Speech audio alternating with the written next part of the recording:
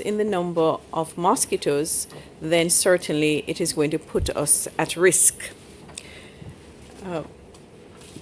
If we look at the slides, as at July the 16th, 2024, the National Surveillance Unit recorded between 2023 and 2024 11,768 suspected, probable, and confirmed dengue cases. So in 2024, so far, we would have been notified of 1,406 cases, and in 2023, we were notified of 10,362 cases. Of these cases that were notified, 1,774 were confirmed. The predominant serotype was dengue type 2. 1,746 were confirmed to be dengue type 2. We had one co-infection with serotype 2 and 3, 3 serotype 3, and 4 serotype 4. And we have 20 that we are awaiting the results. For the period 2023 to 2024, we would have had 29 dengue-related deaths, 19 were suspected, and 10 were confirmed. And this just shows that dengue is a very serious illness, and at this time we really have to be very cautious in terms of preventing those mosquito bites. So this is what the epidemiological curve looked like, and at the peak of the curve what you would see is what happened in September, October, and since then our numbers have gradually gone down. For this outbreak, compared to say 2019, where we had a protracted period of elevated numbers, I think that based on the interventions that were done in terms of the vector control program, and of course the sensitization of the public in terms of going to seek care early, we were able to bring down the numbers very quickly. And so it's very important that we sustain the activities that we have been doing in terms of keeping those numbers down, destroying our breeding sites. And so we would see that since this year, 2024, next slide. Since this year, January, which we see in red here, the numbers have been low, not getting us quite below the threshold as yet, but certainly there has been a decrease in the numbers. But the population should recognize, though, that July, August is when our numbers would typically increase again. And so therefore, it is really important that we take the precautions, because we don't want to go into a spike in terms of the number of cases of dengue. Next slide. Next slide. So if we look at the parishes that were mostly affected, this slide just gives you an overview as to what is happening across the parishes, and where you see the yellow and the orange, or the yellow and the red, that those would have been the most affected areas. And why I think this slide is important is because you will notice that the parishes in the south, this indicates, of course, where it is that we're going to have the most breeding sites, because this is where we saw most dengue cases. So the parishes in the south were mostly affected, and of course, for Hurricane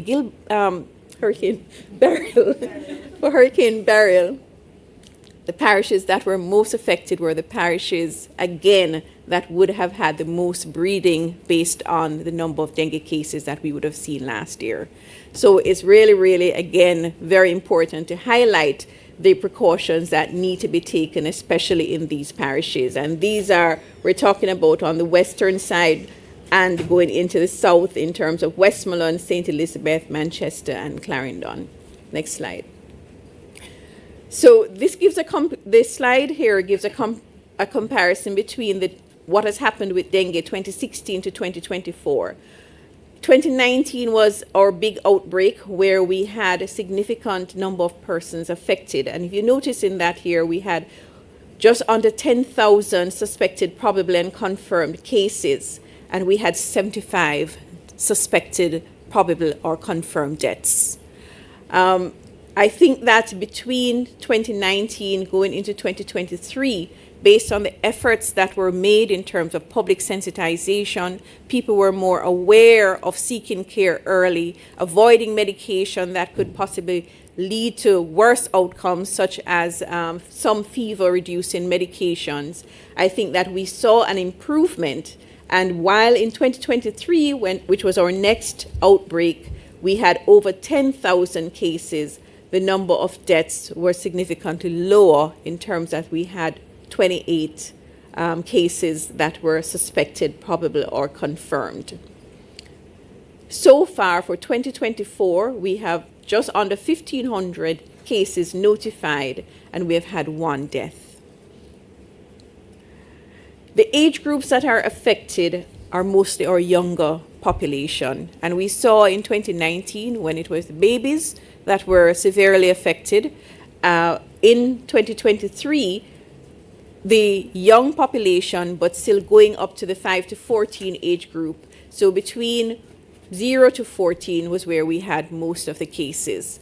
And this, of course, would be because the older population would have been exposed to the various serotypes during their lifetime and may have resistance, while the younger population are more newly exposed to some of these serotypes, and so they will get more infections. But of course, it is a vulnerable population in terms of our very young persons, and so therefore, again, every precaution needs to be taken to prevent severe dengue in these children, because it can lead to bad outcomes. Important to note again, and I think that it's very important to note that many persons who presented to our facilities that were notified presented early. So they came in with early, with no warning signs. The majority of persons came in with no warning signs, and we had fewer persons, less than 1,000, less than 600 persons that presented with warning signs, and 22 with severe dengue.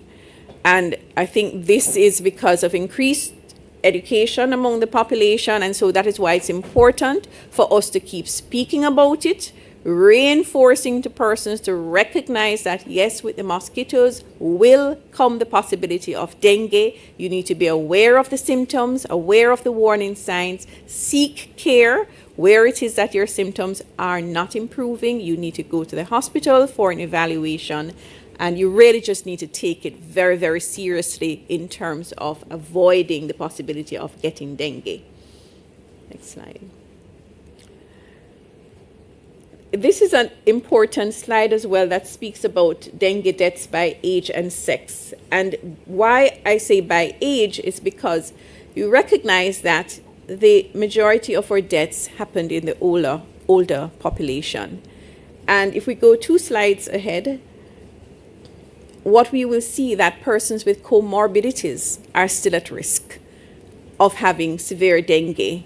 And again, even as we speak about dengue, a particular infectious illness, we have to be reminded about the impact of non-communicable diseases and the fact that persons must ensure that they are taking their medication and seeking care in terms of control of their non-communicable diseases, because we saw the impact in COVID. And now if we look at this slide, we see that the majority of deaths occurred among persons who had comorbidities, and even so more among persons who had multiple illnesses.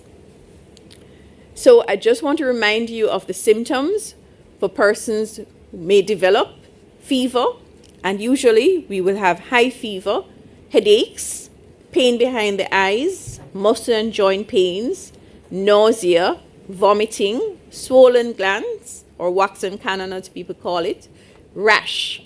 So you may not have all of those symptoms because the presentation is quite variable and can look like a lot of things. And in some episodes of dengue in the past, we would have seen that people even presented with respiratory symptoms that made you think that it was a flu or a cold that you were getting. So the symptoms can be quite varied, and it's very important that you seek care with your primary care provider in terms of getting some treatment when you develop these illnesses. Many of these cases, you may just need a visit to the doctor and they can be treated at home.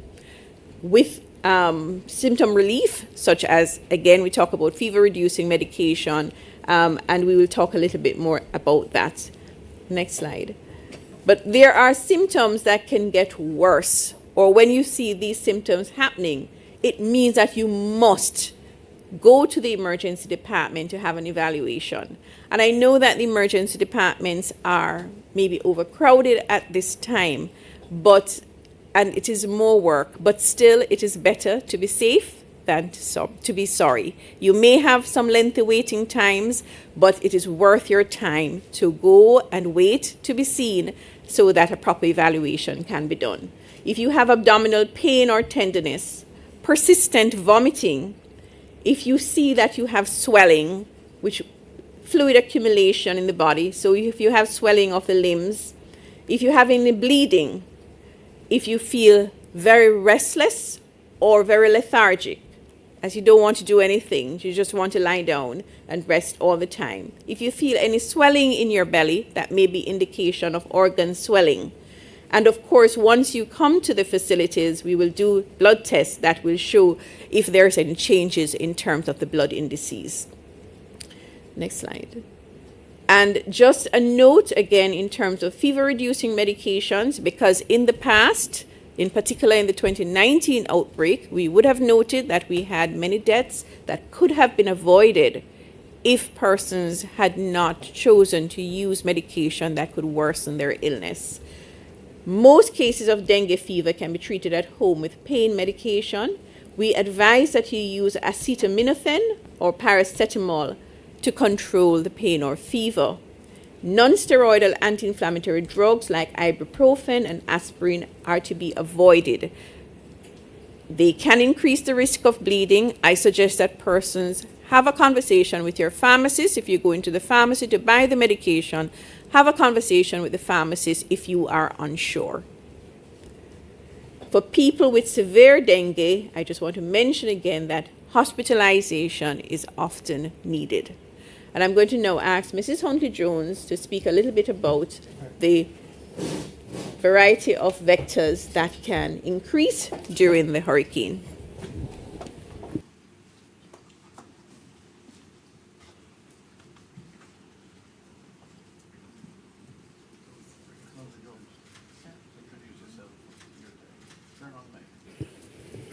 Thank you, CMO. I am Shireen Huntley-Jones, medical entomologist with responsibility for the National Vector Control Program.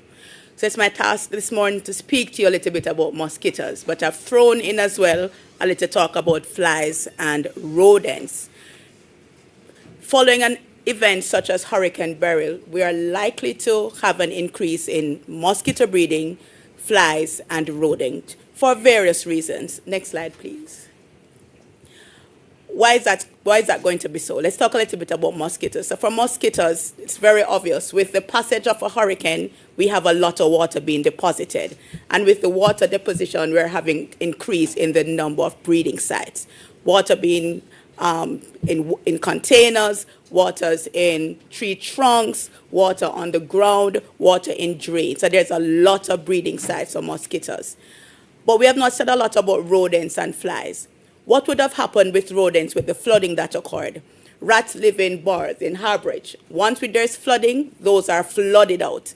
And where are they going to go? They're going to seek refuge in our homes. So usually after a flooding event, we're likely to see an increase in rodents in our homes, so an increase in human to rodent contact. And there oftentimes are going to be an increase in the fly population because of the accumulation of solid waste. And so under the vector control program within the Ministry of Health, following such an event, we are monitoring for these three situations. But let's go back a little bit to the mosquitoes. Now, oftentimes when you hear the ministry speak about mosquitoes, we tell you about the Aedes aegypti mosquito, because that's the one that is of epidemiological importance, because it transmits all the arboviruses that are endemic: dengue, Zika virus, and the chikungunya.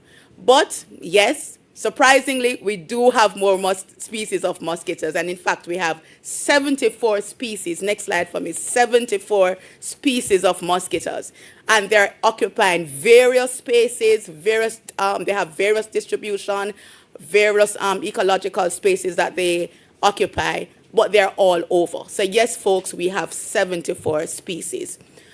Usually, after such an event, we're likely, however, to be impacted by 4 to 6 of those species because they are more in our domestic spaces. So we know about the Aedes aegypti mosquito that breeds in containers in and around our homes. So we're going to see more of the Aedes aegypti mosquito. We're also going to see more of, I'm going to use a very big word now, Ochlorotatus tenarencus, but it's just our salt marsh mosquito. These mosquitoes breed in swampy areas. They tend to lay their eggs on soils, and those eggs will stay there for months in dry situation. But once the rain comes and they're flooded, all of those thousands and thousands of eggs come out all at once. And so we're after an event such as a hurricane, we are significantly impacted by this mosquito. And its cousin, Ochlorotatus sollicitans, is another mosquito that most persons are complaining about now. And then we have the Culex mosquito. That's the one that breeds in drains, in sewage treatment plants. This one loves high organic water. So anywhere you see anything, any breeding sites with debris rotting and so forth, we're going to have a problem with mosquitoes. So what are we saying, folks? After the passage of Hurricane Beryl, we would have seen an increase in all of these mosquito population. And we understand, read the complaint, and this is what is happening. But it's very important to note that currently only one of these species of mosquito is acting as a vector, and that would be the Aedes aegypti mosquito. All the others are our nuisance mosquitoes, meaning they do not transmit disease. There are some images on the screen. Of course, in your home, mosquito is mosquito, but you won't be able to distinguish them. They all look alike, but not to the trained eye. And our teams have been out monitoring. We have been collecting. We have been monitoring bite per second. So just to monitor how much the biting frequency has increased. And as we do our implementation, we're monitoring how the biting frequency is decreasing. And so those are some of our mosquitoes that are troubling you now in your homes and in your community. I wanted for us to look at some of these breeding sites. So as I said, we oftentimes speak about the Aedes aegypti and its breeding in containers. But we have a variety of breeding sites now that would have occurred following the passage of the hurricane. And that looks like some of our backyards. Anywhere water is now settling and stands for over 7 days, we're going to have breeding in those water bodies. And this will result in the increase in the mosquito population. And we're seeing this in a lot of our communities that would have been affected following the passage of Hurricane Beryl. I put this slide in because most of us, especially in Kingston and in some of our urban, in our more residential communities, a lot of us have plants in and around the homes, like bromeliad plants, that are acting as containers for mosquito breeding at this time. And so when we visit sometimes and we say to persons, you have mosquitoes, and they will say to us, but we do not have containers, there's nothing. But then we're finding these plants in and around the homes. Because of how the leaves overlapped, it creates a containerized environment. And if you look closely, you can see mosquito, the Aedes aegypti particularly loves this kind of environment. So two things you're going to find there, tadpoles and mosquito larvae. But this is going to be a major breeding site now that we would have had the rains. This is another cryptic site that we wanted to bring to the attention of the population. And this is something that we can't even treat. This is a honeycomb rock. The Aedes aegypti loves this type of environment. And there are many communities across the island that we note note where these occur and where breeding takes place. So we're talking about a community like in Hellshire or in sections of St. Anne. We have mapped these areas and we know honeycomb rocks. They are now breeding and breeding prolifically. So we continue to remind you that the Aedes aegypti is our main vector at this time, and it's our main concern. It's our container breeder, and that's the one that is going to be transmitting dengue, Zika, or chikungunya, and really that we have to, above all, pay attention to. Next slide, please, Stephen. Thank you. Are you going back about it? Back over. No. Okay. Talk about it. Right. So, a solution that we have been promoting for many, many years is the use of this drum cover. Looks like a hairnet, but it's actually a drum cover. It's very, very effective in reducing the breeding of the Aedes aegypti. Why was this promoted as a solution? For our population in Jamaica, our main breeding sites are those 45-gallon drums. In every Jamaican yard, there is a 45-gallon drum. Even in communities that do not have a problem with pipe water, we find that it's a Jamaican tradition. It's like mothers pass down a 45-gallon drum to their daughter. And so this became a solution. And we're encouraging persons to make them, distribute them, make them at church, make them in your community, and it's simple. What is it? It's just a mosquito net that we use on our window. Very effective. It is a 36-inch in diameter, and it puts an elastic around it, and you make something like this, and you put it over your drum. It's very good because in communities that they do not have piped water and they have to rely on rainwater, it does not prevent those drums from getting water, which is very good, but it keeps the mosquitoes out. So we are encouraging persons, please, ladies department in churches, community groups, please make some of these drum covers and distribute them in your communities. Thank you, CMO. I turn back over to you. What about the rats and you spoke enough about the rats and the flies? For rodents, thank you, Minister. Let's talk a little bit about the rodents. It's going to... Because of the floodings that we've had, persons are likely, especially in those parishes that were really affected by the hurricane, to see an increase in rodent populations in and around our homes. Two things we're asking persons to do. One, manage your solid waste around your house. Rats like water, food, and they're looking for somewhere to live. So your home is the place that they have come now to live. But you can't entertain them. If you are providing water and access to food, then you are entertaining them. And so in order to chase them away, you've got to make the environment uncomfortable. And that is simply by just removing access to food. So we're asking you to please package, bag your solid waste, containerize them in such a way that the rats won't have access to it. And also, do not allow them to have access to water. If they're going to stay, they'll probably put you out as well. And what about flies? Flies are going to be around because of the solid waste issue. Again, it's a matter of how we're managing our solid waste. Once you have solid waste around your home, if you're having length of times in terms of the frequency that your garbage is being collected, it is important that we bag those our solid waste and keep them containerized so that the flies will not have access to them. Very important at this time. So the rodent control and the fly control is a matter of solid waste management. Thank you, CMO. Thank you, Minister. Thank you. Pass me that thing for me. So it's I think the knowledge is important, and so we try to allow the experts, in this case the CMO and Ms. Huntley-Jones, to provide information so that we all can appreciate a bit more why we have the increased population of mosquitoes and the differences between one mosquito species over another. Just to reiterate, the Aedes aegypti mosquito is the mosquito or the vector, the carrier of the dengue virus, chickpea, zikpea, and so on. That's the one that we typically target to eliminate. That's the one that the team go out and inspect breeding sites and identify, and they have the wherewithal to identify them and treat with to minimize that population. However, let me be very clear that for the typical Jamaican in their home, right at this point, a mosquito is a mosquito. And if they bite, if they sing around your ears, if they are all over you, as I have seen in some communities, we have seen that. I've gotten the videos, I've gotten the pictures, and the team who have been in the field, I've not been as active in the field, but I intend to in the coming weeks. They report back that the population has increased significantly. So we fully appreciate that the increase in population, whether it is Aedes aegypti or otherwise, is a major nuisance to persons living in particular communities, but generally speaking across the country.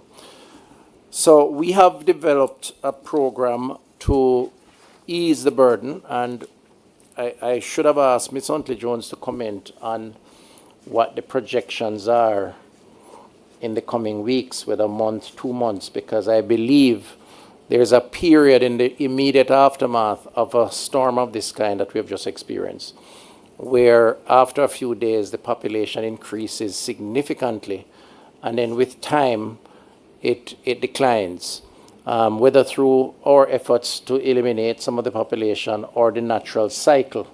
I think it's an important point to raise. I'd ask for it to be included here, but because in a sense the nuisance mosquito is a part of the misery index that many Jamaicans are going through now as part of the impact of the hurricane. So just as though you'd lose a roof, which is undesirable, which is very negative, which we don't want, the mosquito breeding is almost predictable in the very immediate aftermath. And you literally can plan for it, unfortunately. It's part of our ecosystem. But then there's a period at which it peaks and then declines. And I it's not an excuse to say you must bear it. It's almost trying to inform sufficiently for persons to understand that it's almost a cycle that we're going through, and we have to make our best efforts.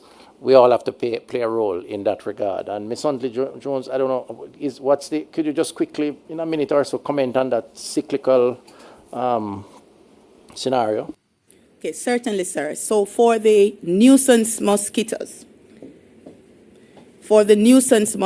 we would have seen just little after a week a significant increase in those populations. And that increase will continue for about 4 to 6 weeks, depending on where their breeding sites were and the temperatures where they are. So for the 6 weeks after the event, it's going to be quite uncomfortable because of just a significant increase in those mosquito population.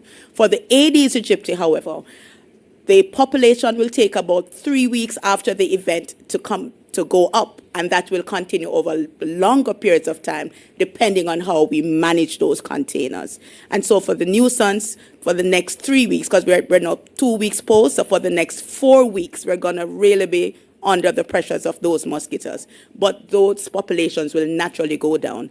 And with our intervention, we're trying to force it down sooner than the natural cycle will allow.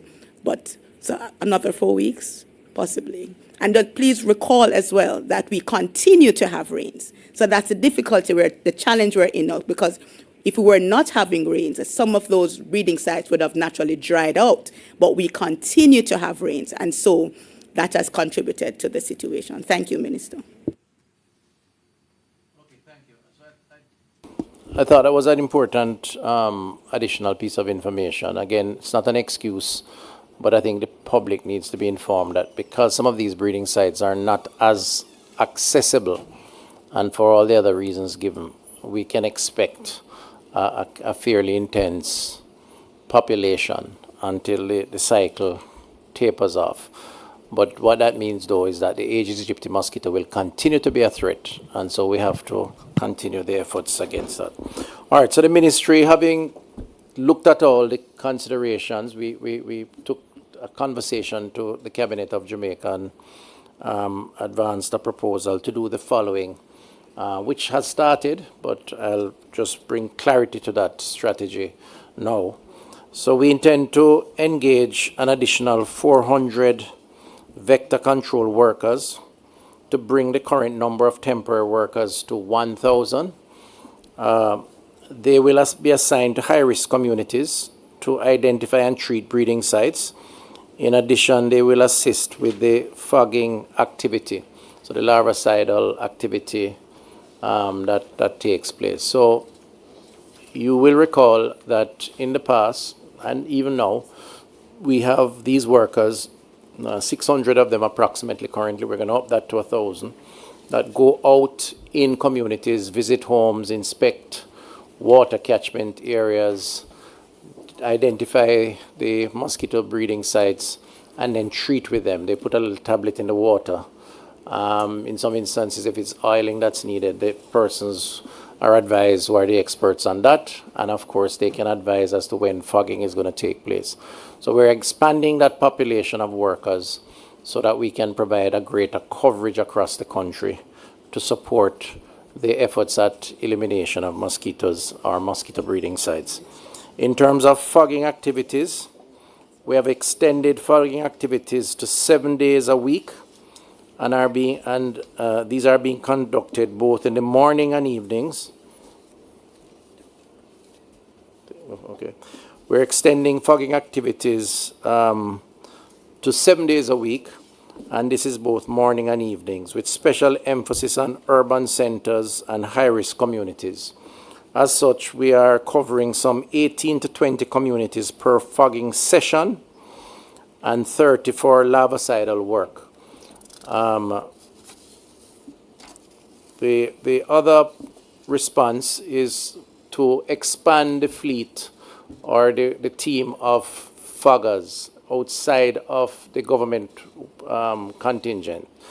We are engaging private pest control operators to the extent that they are available to further intensify the fogging activities in areas most needed. Up to this point, we are targeting approximately 10 private contractors. If there are others out there, because you have to have a certain level of certification to be a private contractor, we're willing also to engage based on the extent to which the challenge is there. And the intention is to engage these private contractors over the next 2 months or so until we can get the population to a level that the ministry's team can manage. So that's one other strategy, private contractors. And then the ministry will also be distributing drum covers, as said earlier. We showed this earlier, but there are some others too, but this one I think is the one that's easiest to be made, right? The Suntley drums, right? To help to stem the significant areas of population for the Aegypti, the vector for dengue. Already, since March last year, we have distributed about 11,000 of these covers, provided by the Pan American Health Organization. Since burial, we have distributed a small number, about 500. Of course, this is we need to increase this. So we're now looking to procure some 20,000 for distribution, 10,000 of those coming from UNICEF. So we are collaborating with our partners to ensure that we get as much support as possible in terms of covering these drums. And as Ms. Huntley-Jones said earlier, citizens can play their part too in terms of trying to eliminate some of these breeding sites. Given the current levels of mosquito infestation, and the ministry is recommending the partnership that is necessary between ourselves and citizens in their communities to, in the first instance, protect themselves against mosquito breeding sites. So the search and destroy breeding sites around the homes is very important. As citizens, we should take the opportunity, whether once every few days, at least once per week, to just walk around your home and just look for these breeding sites. Some of it may be in your house, on the vase, in the vase, on the whatnot, or the dining room table with water. The used tires, the old milk tins at the back, so the solid waste. And it's important that you take that on as a personal responsibility to protect yourself. So we continue to encourage that, and that will be part of our public education program. Use repellent containing DEET for outdoors activity in particular. You do have these commercial items that are sold, repellent, in the stores. So it would be advisable for each person to source and purchase any repellent that contains DEET and apply that for in your movement so that you protect yourself. Use commercial aerosol, that is a mosquito or insects, and the commercially available product can be effective in killing them. So you have a number of these commercial home use pest control sprays, for want of a better word, without naming a brand, that you can use. There is a suggestion that when you leave your homes, you can spray the house, lock it up, leave. When you get back, it would likely kill the mosquitoes that are inside, and of course you can reduce your risk in that way. So it's very important for us to understand that we all have a responsibility, despite the responsibility and the obligations that the government has and the Ministry of Health. As far as possible, avoid being outdoors during the peak activity time for mosquitoes. Maybe Ms. Huntley Jones can comment on that, since she's the expert as to where they live and how they exist and when they are out more than others. I have a feeling, but I'm not the expert, between dusk and about 7, 8 o'clock, they come out in their numbers, right? Yes. I think I'm correct there, right? For some reason, I don't know if they're sleeping the rest of the day. They are, okay, all right. That was a guess, and she says yes. But during that period of the sunset to a few hours is when you have a lot of mosquitoes out. So you have to prepare yourself for that. It must be noted, too, that a bite from mosquitoes can result in an allergic reaction in those persons who are allergic to insect bites and can lead to secondary infections. As such, persons must make every effort to reduce the number of bites they are exposed to by taking some of these personal protective measures. So the mosquitoes is an interesting creature, and it presents an interesting phenomenon for us in the tropics and in our island. Many of you probably wouldn't know that there are so many species because we have focused a lot on dengue. But right now we know that the nuisance mosquitoes are as big a problem, maybe even bigger than the Aedes aegypti. And so we really have to prepare and deal with this massive increase in population while we try to bring that down to a more manageable level, which was the case prior to Hurricane Beryl. So we're going to do the best we can to give support.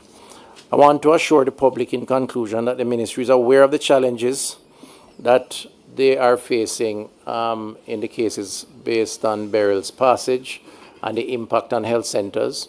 I should say, too, that of the number of health centers impacted, the worst affected ones, we have made efforts to relocate where we can't operate within that same facility.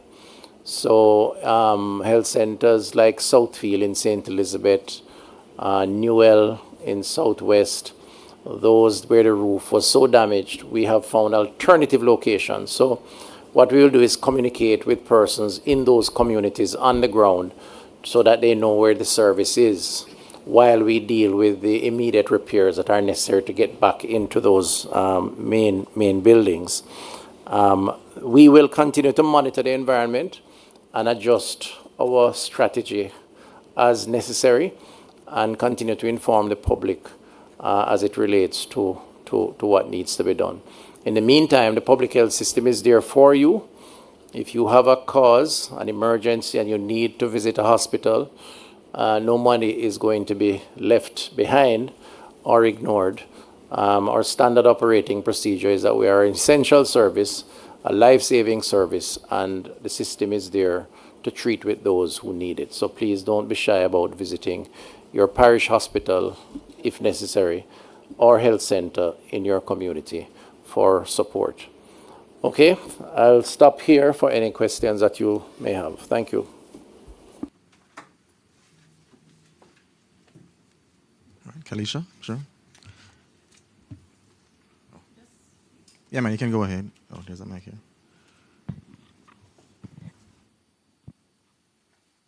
Just introduce yourself. Good morning, everyone. Kalisha Williams, Television Jamaica. I have a few questions. I know we got the figures from 2023 up to July 16 in regards to the dengue cases, but I know it's also early days, since the hurricane passed. But in terms of the data or any trends you've been noticing specifically since the hurricanes, I know you said it's been increasing, but in terms of how the species, have been reacting since the hurricane. And in regards to like other illnesses, probably for the CMO this one, are you seeing like an increase in other viral illnesses? I know especially our newsroom, we have been getting a lot of complaints in regards to flu-like symptoms, sore throat for the past few weeks now. Thank you. Let me ensure that I understand your questions. You're asking if we've seen increases in the Aedes aegypti or in the dengue cases? Dengue All right. So we are continuing to monitor our Aedes-aegypti population as a matter of priority. We have not yet seen an increase, but we have noted that there are a lot of containers, a lot of breeding sites in and around the homes that the teams have been visiting. A part of our strategy, however, following such an event, that we are not waiting for breeding, we are treating before we begin to see breeding, to prevent an increase. However, I must take the opportunity at this point to say that we are not seeing where our citizens, householders are assisting us by dealing with those breeding sites. So post-burial, with the teams going out, we're still seeing tarpaulins, drums, cans just around persons' home that have just sat there since burial and persons have not gone out. So again, I'm taking the opportunity to ask persons to please partner with the Ministry of Health. When we come to your home to treat a container, we just want to treat those containers that you can't get rid of because you're storing water for usage. But certainly those other containers, we're asking you to get rid of them. Thank you. All right. You want?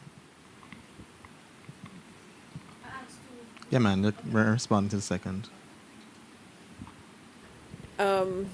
We can report on what is reported to us. We have various surveillance systems in place. Our facilities report on cases of fever and rash, fever and respiratory symptoms, fever and hemorrhagic symptoms, fever and neurological symptoms, acute respiratory illness, severe respiratory illnesses. So those are some of the routine surveillance that we do. We have not really seen an increase at this time. What we can say that in terms of for COVID, we would have been seeing an increase in the positivity rate, not the number of cases that come in for testing, meaning that persons with respiratory symptoms would be tested, but we would have seen recently an increase in the positivity rate, not overall numbers of persons coming in, but the positivity rate for COVID. Yes. All right. Just introduce yourself, please. I'm Jerome Williams from the Jamaica Observer. As it relates to the restoration efforts for hospitals, you mentioned the three hospitals, Black River, the Falmouth, and the other one I don't remember right now. What is the progress made so far in terms of the restoration efforts? What are the specific issues affecting these hospitals? And is it possible to give a possible timeline into when these hospitals will be somewhat fully functional?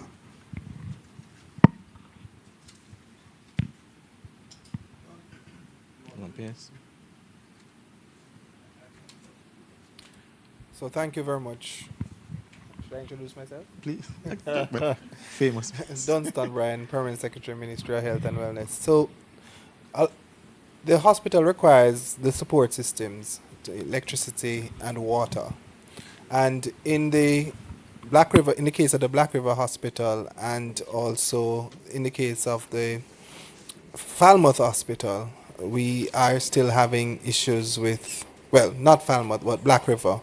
There are issues with water in terms of, electricity, sorry, not water, electricity, that does not allow us to have full operation. So when we talk about emergency mode, it's just that we are not able to provide elective surgeries, for example. And so we have to do just the emergency operations, A&E support, etc. So that's primarily the issue that you're having with it. For Falmouth Hospital will be up and running within the next 2 weeks, as the minister says. It was that there was a damage to the operating theatre roof. And because the roof of the operating theatre has been compromised, you cannot do operations. So we have to go into emergency response. We have to do only emergency response. So we have to curtail the number of surgeries that are done. So you can't do elective surgeries, for example, to undertake the complete operation of the hospital. You're good?